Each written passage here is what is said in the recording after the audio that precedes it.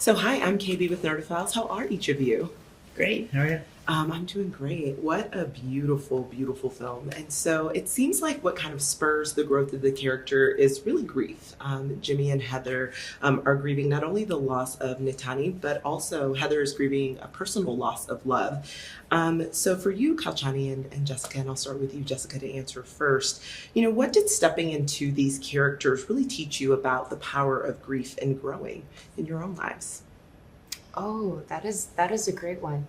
Um, I think being able to play a character like this, I think, as human beings, we all experience moments of grief, right? And finding that place where you could come out of that and move forward and step out. I think in this respect, someone quoted this, and I don't know who, but it was recent, and that grief is a form of not being able to express your love as much as you had intended or wanted to in your past, and now trying to find resolution with that.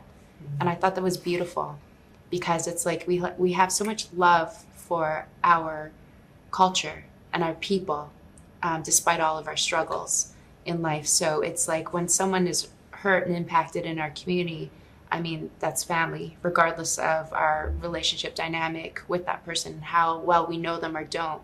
And I think that's a massive thing that we tackle in this film is how an entire nation is impacted with grief.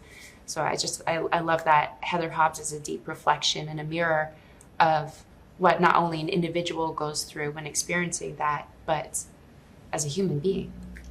And a community at And large. in a community at large, yeah. Yeah, so similar to Jimmy. Jimmy when handling this grieving his best friend and having to navigate these challenges in his life. You see that he leans on and leans into his community and his relationships, and those become his pillars and his foundation. And he rebuilds, and he steps into the shoes and he steps up to the challenge. And similarly for myself, I find that and this is a lesson I've come to learn myself is when I'm going through tough times and I'm grieving, to lean onto others and to lean onto my community, and lean into culture. So, I love that. And for you, Sydney, just being a co-writer and director on the project, were there any scenes or any traditions even that didn't really make it into the final cut that you really wanted audiences to see, but there just wasn't enough time? That's a good question. Were there the bleacher scene? When you guys are in the bleachers? No, I think yes. There are scenes and story threads and everything that we shot and we edited. But I think for the most part, the stuff that made it in was the strongest stuff we had, and organically you make cuts in the edit process and everything. So I don't know if there was a specific scene that I really would want. I think we got the cream rose to the top. Okay, I love that, the cream rose at the top. And last, for each of you, what does it mean to kind of have this beautifully rich story out in the world, and how does it really play into the legacy of the body of art that you guys want to leave, in your careers? And I can start with you, Kauchani. Yeah, to start off, I think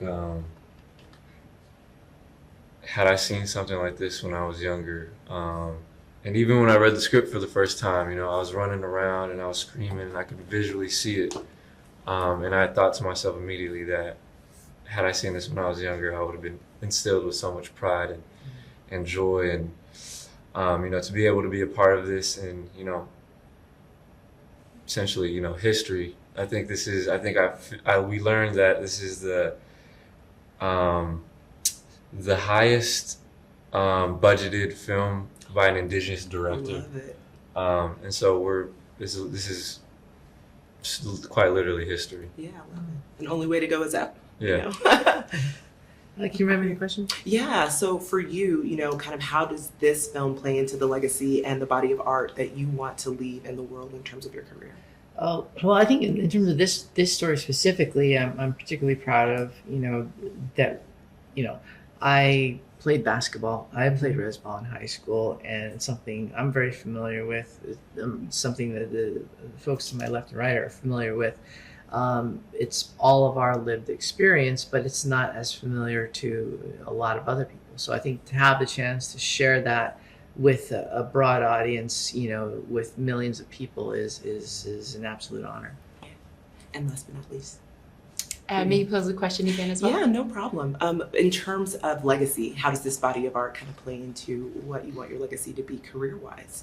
Yeah, I think outside of filming, I work so much in the Indigenous communities, and in particular with Indigenous youth, and the day in, day outs is about mental health awareness, and I think that's something in general globally there's this shift of more awareness, and I just love that we are adding to that, but also showing contemporary natives too, and that it's there's not too many where it's contemporary to this day, and I love that we had the opportunity to put this out together.